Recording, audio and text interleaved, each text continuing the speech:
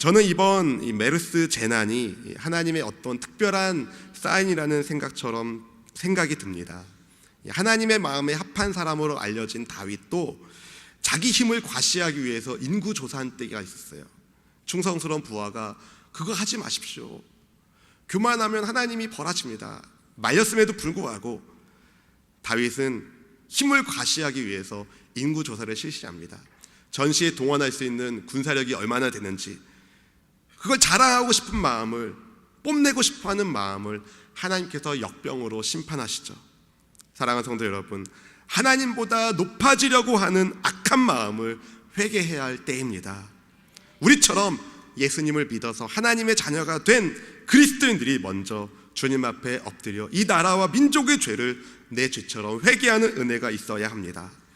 하나님보다 높아져 있는 사람들의 마음들, 자기 우상과 자기 기만의 탑들을 세워놓은 것들을 다 무너뜨리고 이제 겸손히 주님의 은혜를 구합시다.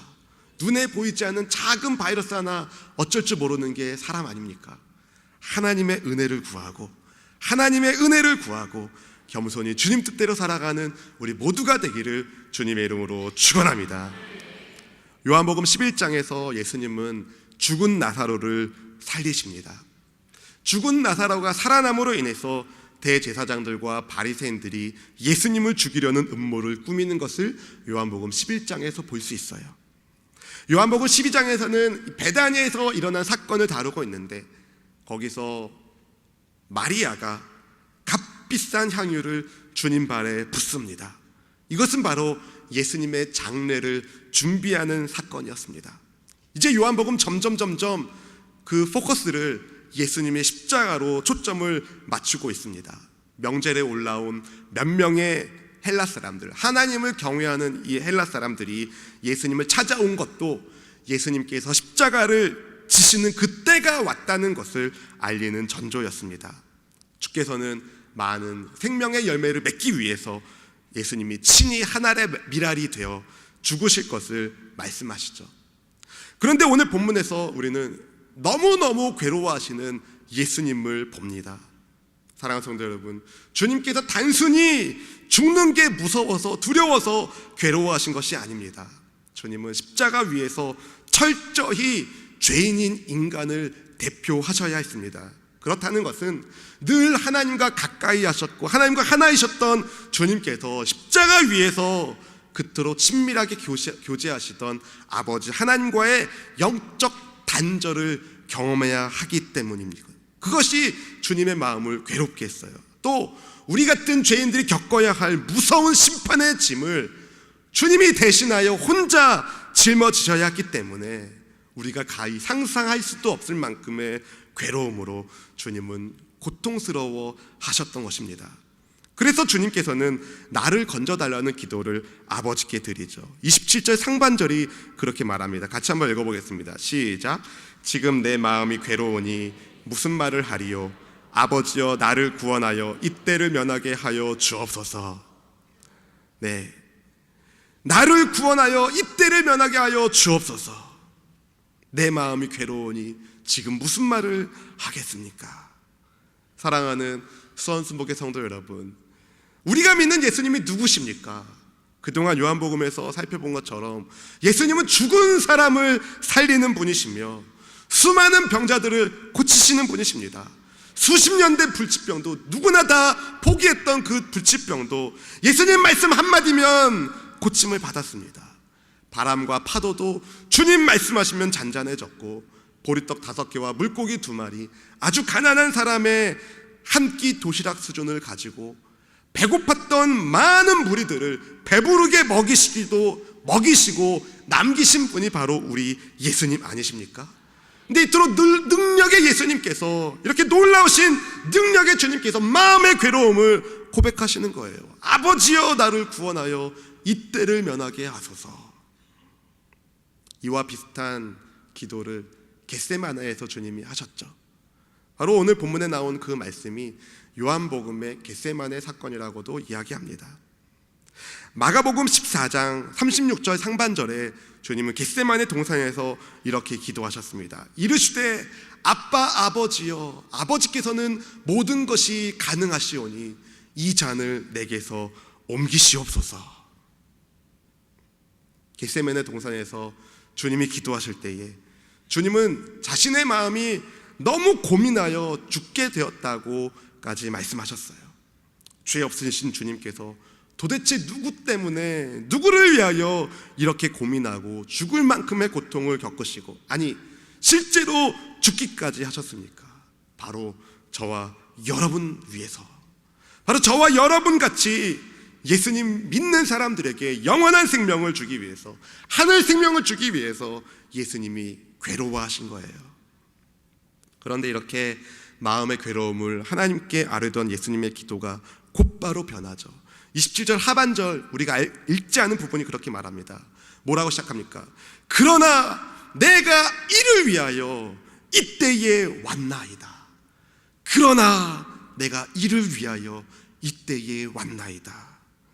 사랑하는 수원순복의 성도 여러분, TV나 인터넷으로 예배하시는 성도 여러분, 예수님께서 왜 이 땅에 오셔야 했을까요? 예수님께서 왜 이 땅에 오셔야 했을까요?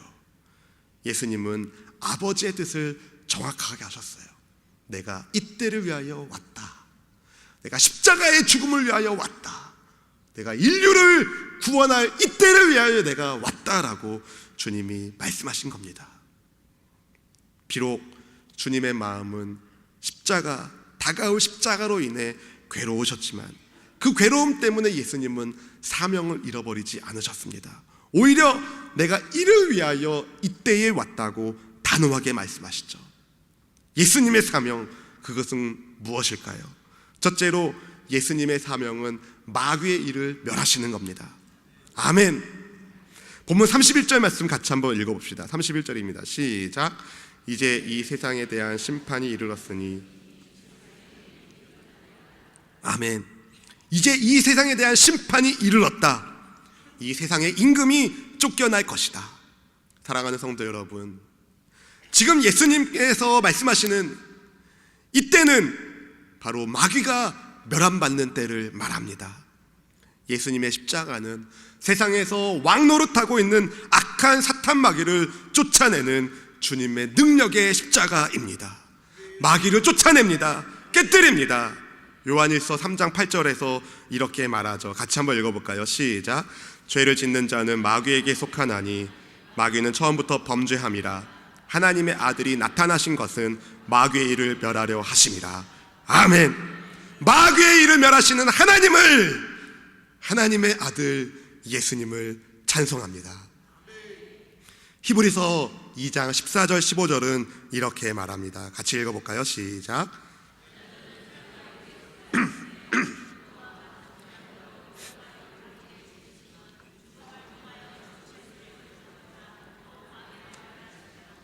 또 죽기를 무서워함으로 한평생 매여 종노릇하는 모든 자들을 놓아주려 하심이니. 아멘. 할렐루야. 참 하나님이시면서 동시에 참 하나님이시면서 참 사람이신 혈과 육으로 오신 예수님께서 십자가 죽음을 통해서 죽음의 세력을 잡은 자 곧 마귀를 멸하시고, 또 세상 임금 마귀에게 붙잡혀 종되었던 이들을 자유케 하십니다. 따라서 십자가 위에서 죽으신 예수님을 믿는 사람들, 그런 사람들은 더 이상 어둠의 자식, 진노의 자식이 아닙니다. 더 이상 마귀의 공포에 떨지 않아도 됩니다. 사탄이 주는 악한 마음에 두려워하지 않아도 됩니다. 사랑하는 성도 여러분, 마귀는 십자가의 주 예수님을 어떻게 할 수 없어요. 마귀를 대적하십시오. 마귀를 대적하십시오. 마귀를 멸하신 주님께서 우리와 함께 하십니다. 마귀를 대적하라. 그리하면 너희를 피하리라. 아멘. 예수님의 십자가는 마귀에게는 패배의 상징이고 주님을 믿는 우리에게는 승리의 상징입니다. 승리의 상징인 주님의 십자가. 그러나 예수님의 십자가를 믿지 않는 이들에게 마귀는 여전히 왕노릇할 것입니다. 십자가의 주님을 붙드십시오. 십자가의 주 예수님을 바라보십시오. 그리스도 안에서의 참 자유와 생명의 복을 반드시 누리게 될 것입니다. 두 번째 예수님의 사명은 주를 믿는 자들을 구원하시는 것입니다. 주를 믿는 자들을 구원하는 것. 본문 32절 말씀을 같이 한번 읽어보겠습니다. 32절입니다. 시작. 내가 땅에서 들리면 모든 사람을 내게로 이끌겠노라 하시니 아멘. 이 땅에서 들린다라는 표현은 바로 예수님의 십자가를 뜻하죠. 그리고 여기 나온 모든 사람이란 예수님, 십자가의 주 예수님을 믿는 모든 사람을 말합니다. 만인 구원론이 아니에요. 모두가 다 구원받는다 그런 거 아닙니다. 예수님을 믿는 사람이 구원을 받습니다. 예수님께서는 마음이 괴로우실 만큼 고통스러움에도 십자가를 지셨어요. 저와 여러분을 예수님께로 이끌어내시기 위해서. 왜 우리를 이끌어내실까요? 사망의 자리에서 생명의 자리로 이끌어내셔야 했습니다. 죄의 종에서 성령의 사람으로 이끌어내셔야 했습니다. 마귀의 자식에서 하나님의 자녀로 우리를 이끌어내셔야 했다는 겁니다. 우리를 구원하기 위해서, 진짜 참 행복을 주시기 위해서 우리를 이끌어내시는 겁니다. 저와 여러분을 괴롭히려고, 고통스럽게 하려고, 고생스럽게 하려고 이끌어내시는 것이 아니라 오히려 우리에게 생명을 주시기 위해서, 사랑의 은혜를 부어주시기 위해서 예수님이 우리를 이끌어내시는 겁니다. 주님이 우리를 어떻게 이끌어내십니까? 십자가의 죽음을 통해서. 예수님께서 생명을 바치심으로 저와 여러분에게 생명과 자유와 하나님의 자녀됨의 복을 허락해 주셨습니다. 세상에 빠져서 흩어져 있었던 우리를 십자가 예수님의 사랑 때문에, 희생 때문에 주께서 우리를 이끌어 주셨음을 믿으시길 주님의 이름으로 축원합니다. 그런데 저는 이런 생명과 자유와 하나님의 자녀됨의 복도 귀하지만 저는 근본적으로 주께서 우리를 이끌어내시는 이유가 있다고 생각합니다. 그건 바로 주와 함께 영원히, 주님과 함께 영원토록 살게 하려고 우리를 이끌어내시는 겁니다. 주와 함께, 주와 함께. 아니 어떻게 저처럼 비천한 자가 영광의 주와 함께 할 수 있단 말입니까? 만물의 근원이시며 왕 중의 왕이시며 모든 만물을 다스리시는 권능의 왕 예수님께서 어찌 저처럼 비천한 자와 함께 하신단 말입니까? 무슨 이유가 있을까요? 이유가 있습니다. 그만큼 사랑하신다는 거죠. 저와 여러분을 그토록 사랑하시는 이 사랑의 이유 때문에 예수님은 목숨값을 지불하셔서라도 저와 여러분을 하나님께서 건져 주신 겁니다. 사랑하는 주님의 성도 여러분, 땅에서 들리신 예수님을 바라보십시오. 실제로 십자가의 높이는 몇 미터 되지 않아요. 실제로 땅 위에 서 있는 십자가의 높이는 몇 미터 되지 않습니다.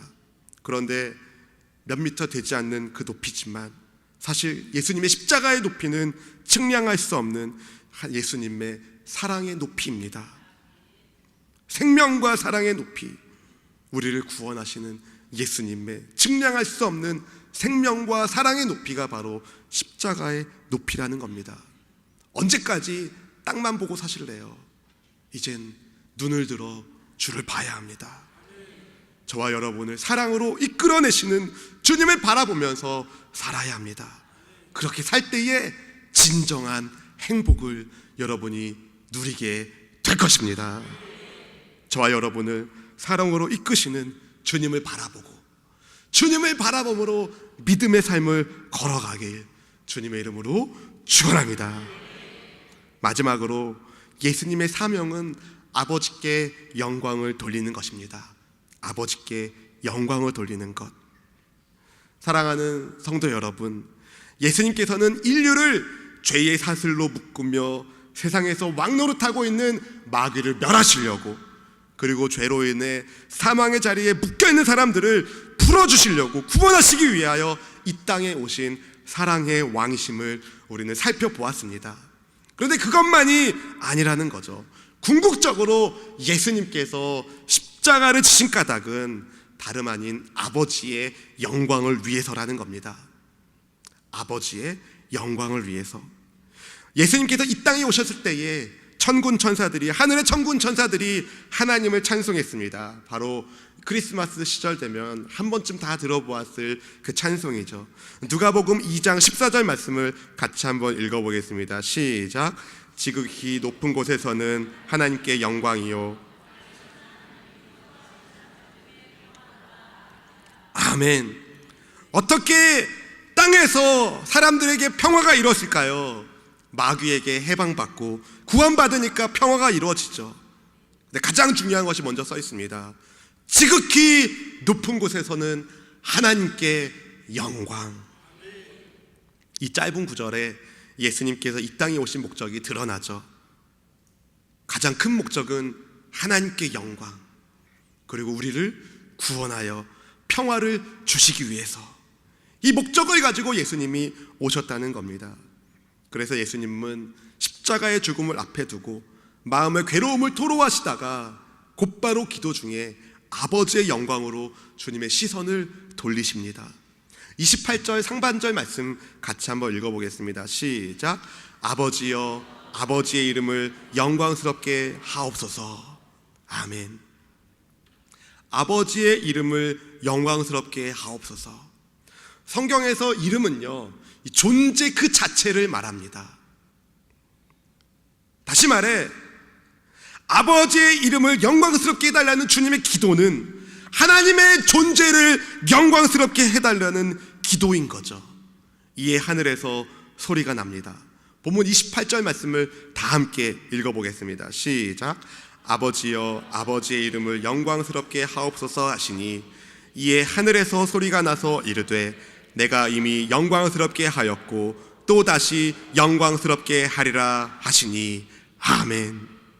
이렇게 하늘에서 들리는 하늘 소리는 예수님의 기도에 응답하심과 동시에 지금까지 지상에서 행하셨던 예수님의 모든 사역이 모두 하나님의 영광을 위한 것임을 인정해 주시고, 또 앞으로 남은 주님의 과업, 예수님의 십자가 죽음과 부활과 승천과 다시 오심이 바로 하나님의 영광을 위한, 하나님께 영광을 돌리기 위한 사명임을 하나님이 확증해 주시는 겁니다. 그런데 곁에 서서 듣는 다른 사람들은 도통 이 말이 무슨 말인지 알아듣지를 못했어요. 29절 말씀을 같이 읽어봅시다. 29절 읽어볼까요? 시작. 곁에 서서 들은 무리는 천둥이 울었다고도 하며 또 어떤 이들은 천사가 그에게 말하였다고도 하니. 사랑하는 성도 여러분, 아무리 하늘의 소리를 들으면 뭐합니까? 알아듣지를 못해요. 그런데 이렇게 하늘 소리를 알아듣지 못하는 백성들에게 주님이 이렇게 말씀하십니다. 우리 30절 말씀 읽어보겠습니다. 시작.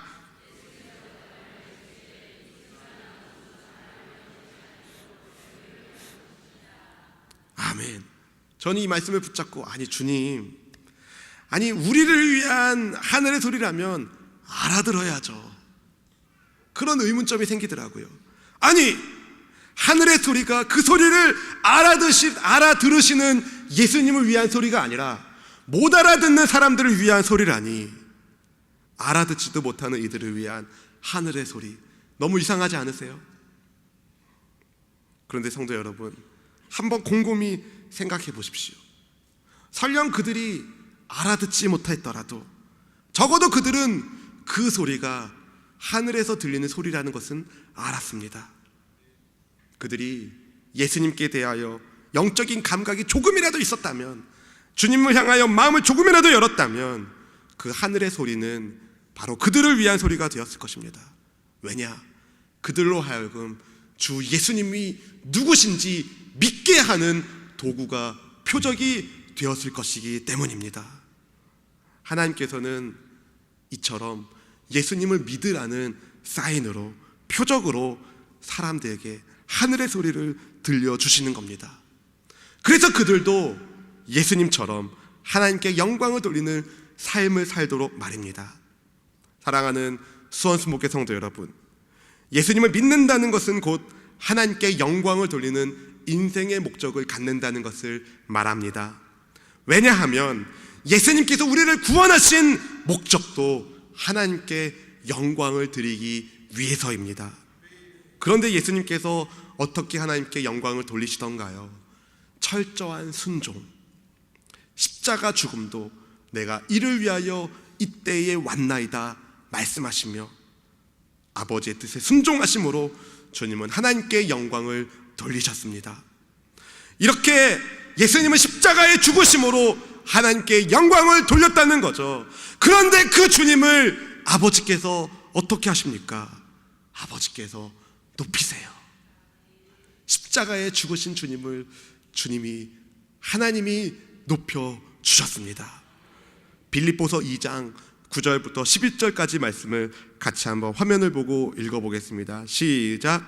이러므로 하나님이 그를 지극히 높여 모든 이름 위에 뛰어난 이름을 주사 하늘에 있는 자들과 땅에 있는 자들과 땅 아래에 있는 자들로 모든 무릎을 예수의 이름에 꿇게 하시고 모든 입으로 예수 그리스도를 주라 시인하여 하나님 아버지께 영광을 돌리게 하셨느니라. 아멘. 사랑하는 성도 여러분, 어떻게 하나님 아버지께 영광을 돌립니까? 모든 무릎이 예수님의 이름에 꿇고 모든 입이 예수님을 그리스도 주라 고백할 때에 그것이 바로 아버지께 영광이라는 겁니다. 다시 말해서 예수님이 주인 되신 인생이 하나님께 영광을 돌리는 인생이라는 거죠. 내가 아니라 주님이 내 인생의 주인 되실 때에 우리는 하나님께 영광을 돌리는 인생을 사는 것입니다. 예수님이 주인 되신 인생. 목사님, 예수님이 주인 되신다는 게 도무지 이해가 안 돼요. 그렇게 말씀하시는 분들이 가끔 계시더라고요. 예수님이 주인 되신 인생은 인생의 결정의 순간 때에 주님을 선택하는 겁니다. 예수님이 주인 되신 인생은 누구나 마귀를 물리치고 주님과 함께하는 행복한 인생, 구원의 인생을 살 것입니다. 그런데 그것이 우리 인생에 아무런 염려와 문제와 어려움이 없다는 것을 의미하는 것은 아닙니다. 오히려 마음이 괴로워질 때가 많을 것입니다. 마음이 괴로워 죽을 만큼 고통스러울 때도 있을 것입니다. 예수님께서 그러하셨듯이 어쩌면 지금 그런 고통의 시기를 보내는 분이 이 자리에 계실지도 모르겠어요. 사랑하는 성도 여러분, 그때 예수님의 기도를 기억하십시오. 아버지여, 아버지의 이름이 영광스럽게 하옵소서. 아버지의 이름을 영광스럽게 하옵소서. 주님, 우리가 어떤 고난을 겪는다 하더라도 예수님께서 내 인생의 주인 되심을 고백하며 아버지의 이름이 영광 받으시길 원하나이다. 아버지께 영광. 사랑하는 성도 여러분, 여러분 인생의 목적은 무엇입니까? 여러분의 인생의 목적은 무엇입니까? 가족 모두가 건강한 것이요? 사업이나 직장 생활이 좋은 것, 잘 되는 것이요? 자녀들이 좋은 학교, 좋은 직장에 가는 것이요? 이런 것들은요, 인생의 목적이 될 수 없습니다. 이런 것들은 목적이 아니라 하나님께서 주신 은혜의 선물인 것이죠. 하나님이 허락해 주신 수단, 도구입니다. 그렇다면 무엇이 목적이 되어야 되는가? 바라기는 건강한 몸으로 하나님께 영광을 드리십시오. 사업이나 직장생활 속에서도 주께 영광 돌리십시오. 가정 안에서도 자녀의 삶 속에서도 하나님께 영광을 돌리는 인생을 살아야 합니다.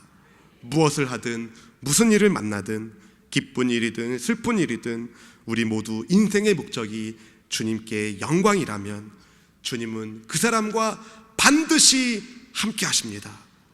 마귀를 멸하시고 우리에게 생명을 주시는 주님께서 아버지께 영광을 돌리는 저와 여러분의 인생을 책임져 주실 것입니다. 두려워하지 마십시오. 놀라지 마십시오. 저와 여러분을 부르신 주님의 부름 앞에 감사하며 주님께 영광 돌리는 우리 모두의 삶이 되기를, 여러분의 삶을 통하여 아버지께서 영광 받으시기를 주님의 이름으로 축원합니다.